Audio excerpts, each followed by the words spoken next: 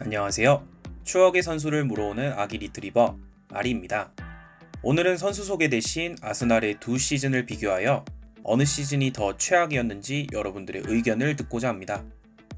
에미레이츠 스타디움이 지어진 이후 주축 선수들이 떠나며 아스날은 힘겨운 세월을 보내왔습니다. 그 중에서도 이번 영상에서 비교할 두 시즌은 가르마 참사가 발생했던 2011-12 시즌과 25년 만에 유럽 대항전 진출에 실패한 2020-21 시즌입니다. 11-12 시즌은 시작부터 심상치 않았습니다. 팀의 주장이었던 세스크 파브레가스, 뛰어난 활약을 선보였던 나스리와 든든했던 풀백 클리시가 떠났고 주요 영입생은 왼쪽 윙어 제르비뉴가 전부였습니다. 그렇게 시작한 리그, 문제는 3라운드 맨유전에서 터졌습니다. 그 유명한 가르마 참사가 바로 이 경기였습니다. 115년 만에 8실점을 하며 대패한 아스날은 충격에 빠지게 되는데요. 결국 보드진과 벵거 감독님이 활발하게 움직인 끝에 이적 시장 종료 전 무려 5명의 선수를 영입하였습니다. 오늘날까지도 회자되는 패닉바이가 바로 이때 48시간 동안의 영입이었습니다. 이렇게 해서 완성된 11-12 시즌 스쿼드는 다음과 같습니다. 전반적인 스쿼드의 네임밸류가 이전 시즌보다 많이 떨어졌고 실제 선수들의 경기력도 처참했습니다. 공격진은 더블 스쿼드를 넘을 정도로 많았지만 퀄리티는 참담한 수준이었는데요. 팀에 전혀 녹아들지 못하는 제르비뉴, 기량이 떨어진 아르샤빈의 체인벌린과 샤막의 활약도 미미했고 박주영은 제대로 된 출전조차 하지 못했습니다. 시즌 초반에 일어난 악재들이 지나가고 그 이후 박싱데이 전까지 챔피언스 리그 조별 예선과 리그에서 준수한 성적을 거두었습니다만 칼링컵은 맨시티를 만나 8강에서 떨어졌고 2012년 1월 리그 3경기 연속으로 패배하며 리그 우승은 사실상 날아가 버렸습니다. 챔피언스 리그도 16강에서 AC 밀란을 만나 최종 스코어 4대3으로 탈락하였고 FA컵도 썬더랜드에게 2대0으로 패배하며 7년 연속 무관을 확정지었습니다. 반페르시가 풀페르시 모드를 보여주며 리그 30골을 넣는 괴력을 보여주지 않았다면 챔피언스 리그 진출마저 어려웠을 시즌. 반페르시 다음 리그 최다 득점자가 두 자릿수 득점도 안되는 8골인 월콧이니 반페르시 의존도가 얼마나 심했는지 알 수 있었습니다. 그러나 그는 다음 시즌 내한의 작은 아이를 외쳤습니다. 게다가 리그 마지막 경기에서 겨우 역전승을 거둬 리그 3위를 하였는데요. 하마터면 챔피언스 리그 티켓을 놓칠 뻔했습니다. 파브레가스, 나스리 같은 핵심 선수들이 떠난 반면 영입된 선수는 구단의 위상에 걸맞지 않는 선수들이었고 이것은 결국 성적에 영향을 미쳤습니다.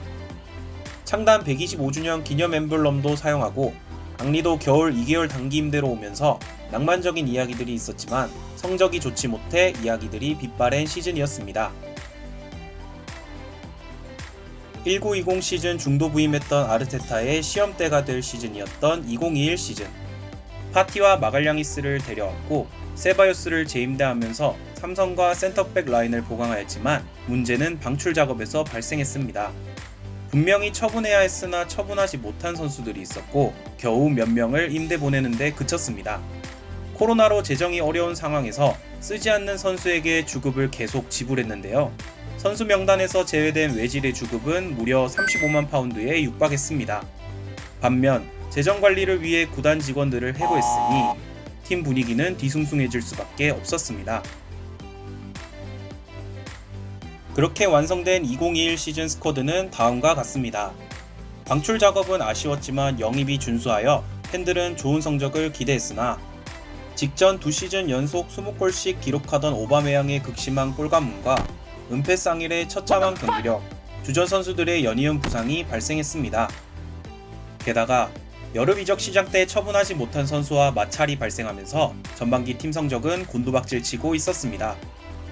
결국 겨울 이적 시장에서 스쿼드를 경량화하고 외대고르를 임대 영입하여 팀을 재정비했습니다만 여전히 팀 성적은 반등하지 못했고 리그 10위권을 전전하다 시즌 마지막 경기에서 겨우 8위에 안착하며 시즌을 마감하였습니다.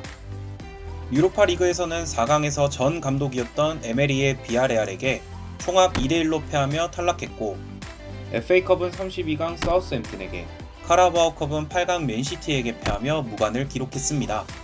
그리고 아스날은 95-96 시즌 이후 25년 만에 유럽 대항전 진출에 실패하였습니다.